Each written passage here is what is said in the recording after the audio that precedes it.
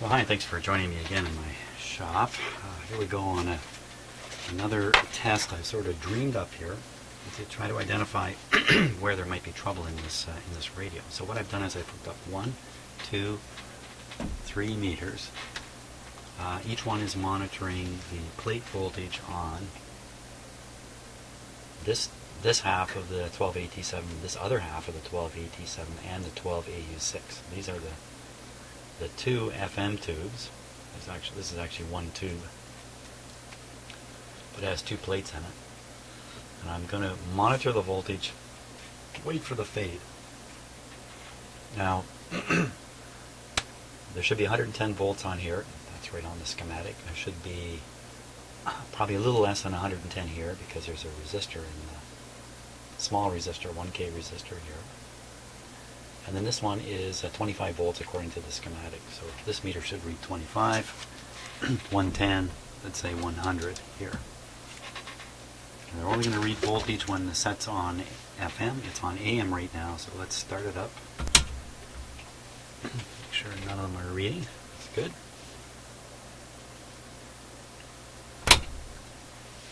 I've got the radio on full voltage supply. And we should hear the AM radio come on. This will be the first time I've operated it since I brought it back into the shop.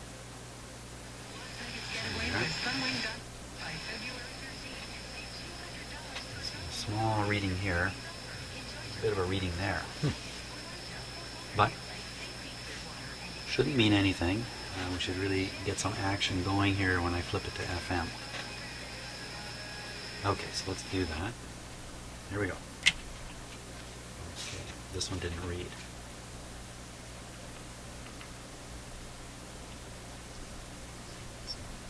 Now with all these, I have it connected to an outdoor antenna, but with all these clip leads here,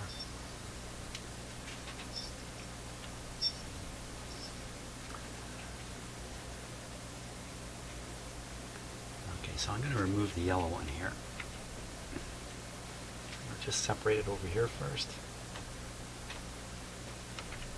No difference. Okay, perhaps I've introduced a short or something like that. So power off. Pull this out. Let's make sure the FM power back on. Okay, so this is right up around 110. This is a little under 100.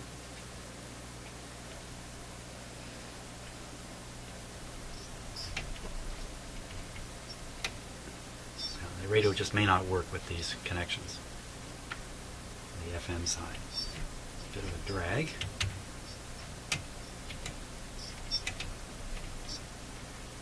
Doesn't seem to want to receive anything. Be a little tricky to recognize when there's a fade out. Now, the detector is supposed to have 25 volts on it. Pin 5 or 6. 5 or 6 should have 25 volts on it. Very surprised if I can pull that down with this. Now, by the way, all the meters are connected to the negative bus. They're not on the chassis, they're to the negative bus. So this is where I thought. This is where I thought 25 should be. Nothing.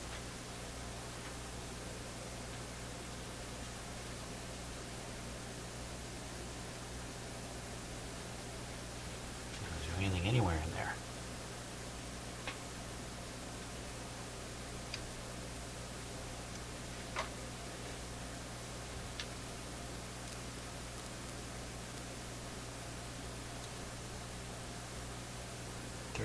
There.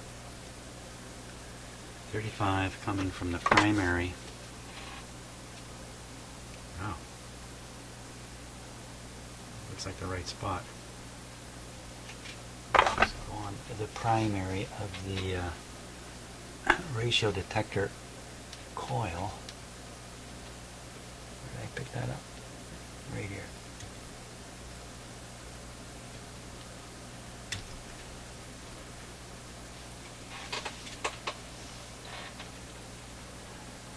Okay, so I'm going to have to remove these and make sure we can hear it, make sure the FM is actually working here. So off of that one. There we are. So that's the one that's killing it. I can pick it up somewhere else.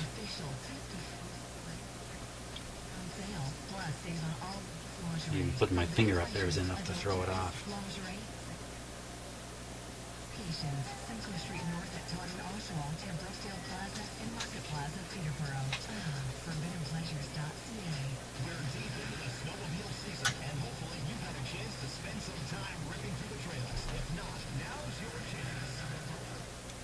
Yeah, detunes it.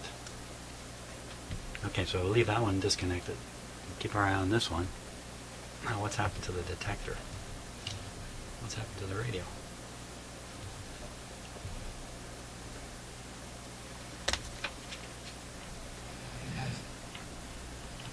Oh, it's faded. Has it? Okay, I'm going to flip to AM and back to FM. No difference. Bad tuning.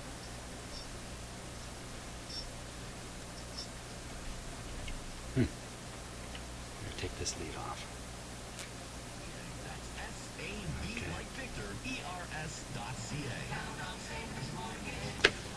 Well, I'm going to have to wait for it to fade and then poke them.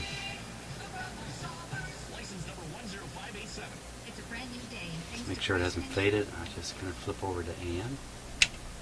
Back. Insurance. It was faded. It was faded. Like speed and braking. Telematics rewards your safe driving practices and gives you insurance discounts. In fact, you'll save 5% immediately and up to a whopping 25% upon 47 volts there. Another way Bryson Insurance works to save you money.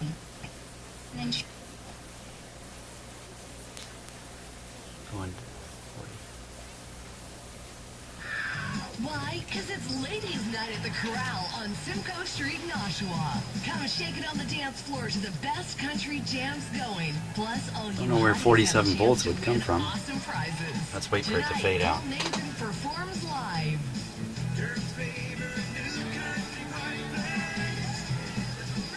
Often imitated, never duplicated.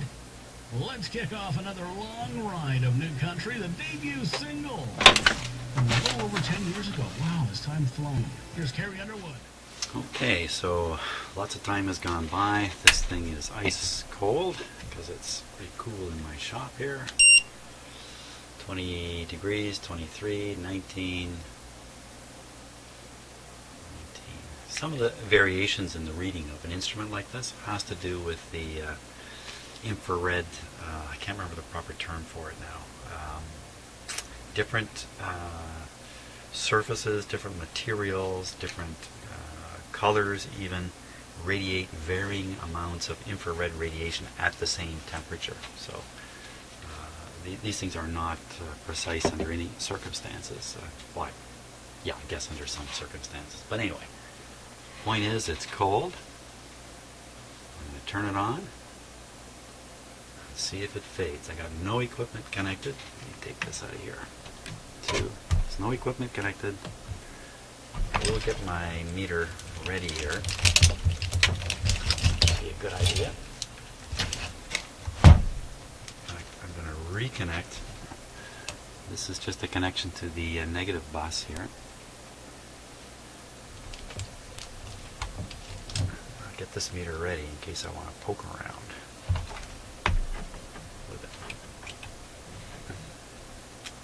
So just to recap, I'm chasing down a problem with fading, which has occurred a number of times with this radio, and then other times it's been perfectly fine for extended periods. So the last, I think the last video or the one before it, it was actually fading within a few minutes, which was handy. I discovered much earlier that if you flip the radio from FM to AM and back to FM, the fade disappears. And the more interesting thing I noticed is if I take my voltmeter and I just touch one particular terminal, the fade disappears. And the radio will come back. So, you know, I've experienced things like that before. I've never fully understood what was going on, where you just touch something and presto, it seems to dissipate a charge, or I don't really know what. So here we go. Let's turn it on.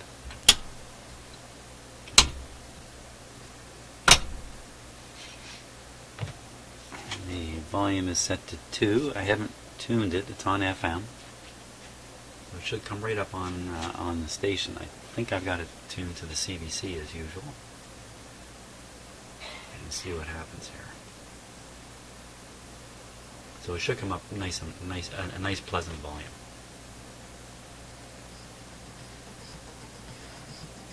My luck, they're playing music.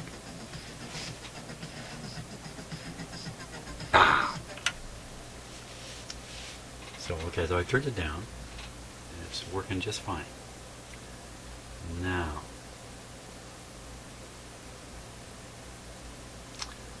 I have an idea. Let's see how fast I can implement something here. I actually have a recording meter. Should have thought of this before.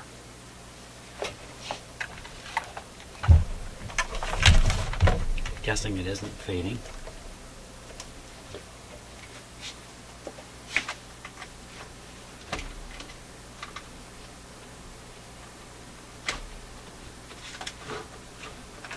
Just getting that meter set up over here. Here, it's hang on a sec here.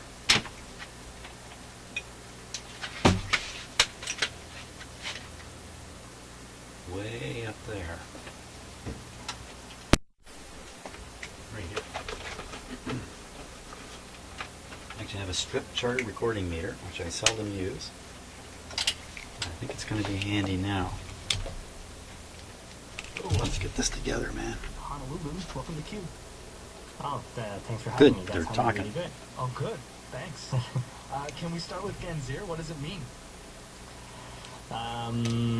Ganzir is Arabic for a bicycle chain. It's been particularly the chain that connects the pedals to the wheel. You know. Okay.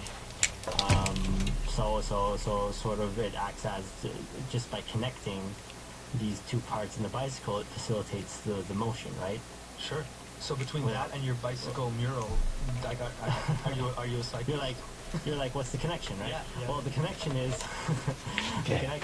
I was kind of trying to find a metaphor for what I feel is kind of the role of the artist/designer in society. Yeah. And I feel we don't really necessarily invent things. We don't introduce anything new, right? So, and if we take the bicycle as an analogy, we aren't the source behind the motion. We aren't the peddlers, but we simply connect certain things. We connect certain ideas together, and by doing so, hopefully move society forward. And the connections you were making during the Egyptian uprising, a lot of those issues that you were tackling there are still ongoing. So why turn your attention to the United States now? Excuse me again. Why? Because I just wanted to be here. And it's important also. 10 centimeters of paper as an per artist hour. to take into consideration who is looking at your art, and do something that is relevant to them. It's a heavily damped meter, which is perfect for this. So of course, when in Egypt, I will do something that connects with that particular audience. Yeah. When in Switzerland, I will do something that connects to that particular audience, and when in the United States, in particular New York City, I'll do something that connects to that audience, you know? Yeah, and speaking of New York City, one of the pieces I noticed in your current exhibit is called Be Brutal. Can you describe what it shows and what you were trying to address in that one? Be Brutal is a mock subway ad, and it emulates the same design used for ads shown in the New York City subways that promote the NYPD. The ads. So I'm going to let that run. It's a bit of a noisy meter. The way it actually works is the pointer is going over top of some metallized paper, and there's actually a spark between the pointer and the paper, and that puts a carbon mark onto the paper, and that's what you end up seeing in the end. So we'll just let that run along. Gardner by the police, emulating the subway ads basically. We'll see how it goes. To make that statement. As a street artist, does it kill you to post that in a gallery? Okay, so the radio has faded out here. It's been about 3-4 minutes. I've just come back in the room.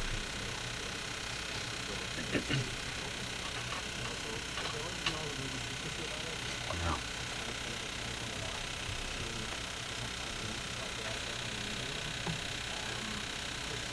I'm just going to touch that spot and see what happens. Here we go. He says it's maybe the order in what parts are being painted. Right. So if we take, for example, the bicycle versus the tank piece. Okay, I'm going to shut it down. I'll shut down the recording meter too.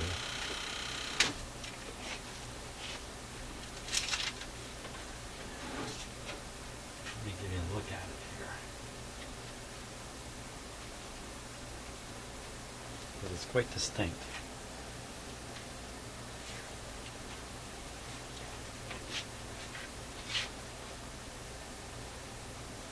So we're looking here.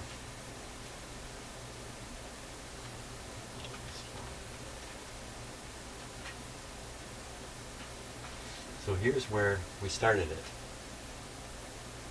There we are. Okay, so here's where we started it. And then while I was out of the room and while the video was not recording, it dropped all the way down to here. And then when I touched the contact, it shot up again. There's very, very strong evidence of the fading there. Hope you can see that. Okay. I've shut it off because I don't want to lose the fade scenario, if you like. What I'm going to do, I'm going to go study that schematic now, the exact area where this weirdness is happening. And boy, I'm hoping somebody out there has some experience. They can really tell me exactly what causes this kind of effect, because it's really pretty weird in my book, but I have come across it quite a few times in the course of doing this kind of work. So right now actually I have to go feed cats or I'm going to be eaten alive by them. Okay, I've looked over the schematic here. Let's take a look at it here together. Apologize for my inability. Oh, that's good. Good focus there. Was good. Was good.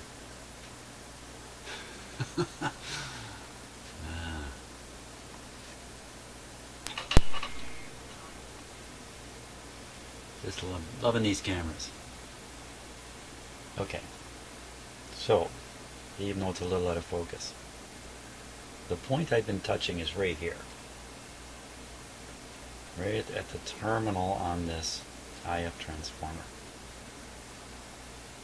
So we come over this way. You see it's right off the plate of one of the plates on the 12AT7. We come over this way. It's very hard for you to see because it's out of focus. Hey, there we go. Come on, come on. I don't get what goes on here. So that guy right there, C9, 22 picofarads. That capacitor could be the problem. Now that capacitor, just to make sure we can identify, it comes right off this pin here. That's pin number 6 on the tube. The other side of it connects to here. And this is the oscillator, the local FM oscillator. And the other side of that suspicious capacitor connects to another capacitor here. And this one goes to ground. One of these is a trimmer and the other one's the actual tuning capacitor. So you know what? That guy is suspicious too. But the one that takes the voltage is this one, up here. So let's look in the radio now and see if we can spot these guys. I'm sorry about all that crazy focus stuff. Hope it didn't go too bad. So now we're looking in the radio.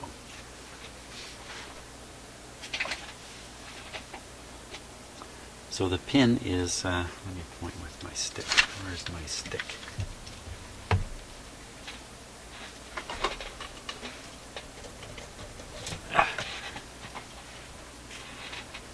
Okay, so this pin here, you can't quite see it, it's just kind of under the end of this. This pin has a wire, goes up to the terminal on the IF coil.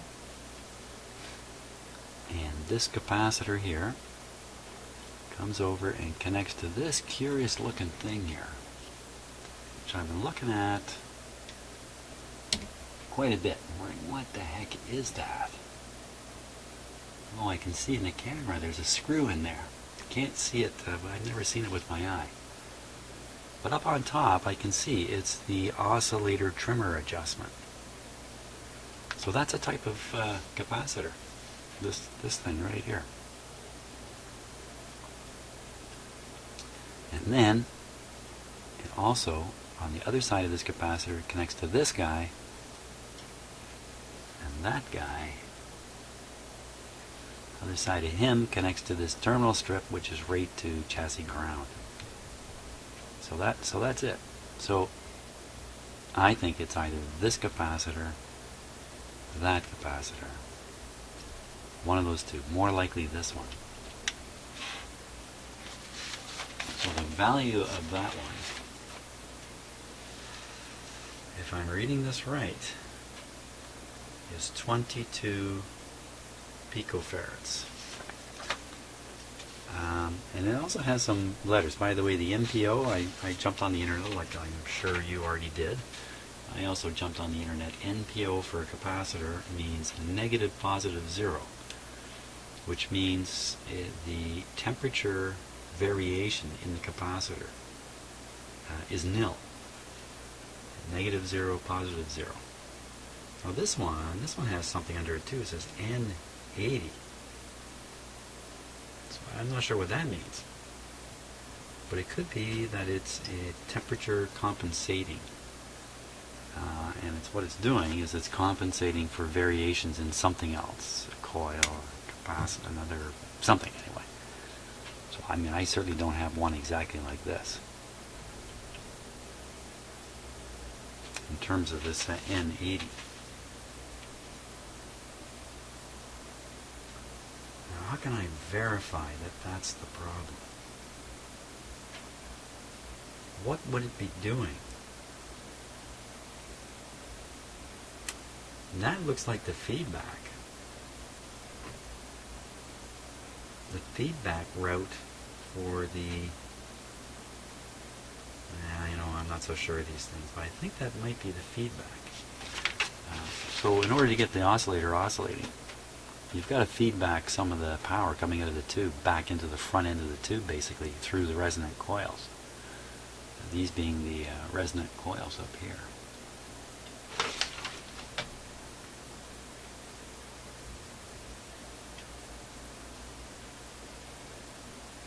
So, what would happen if that capacitor is leaky?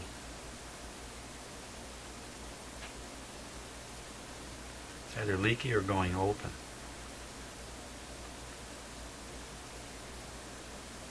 Well, let's see, it's going to affect the local oscillator. It's either going to cause it to drift off. If it's not passing enough feedback, then the oscillator will get weaker and weaker. A weak oscillator cause weak signal output? I suppose. I suppose so. I think I got to change that capacitor. C22. I think that's the guy. So let me see if I've got one of those. I might have one like that.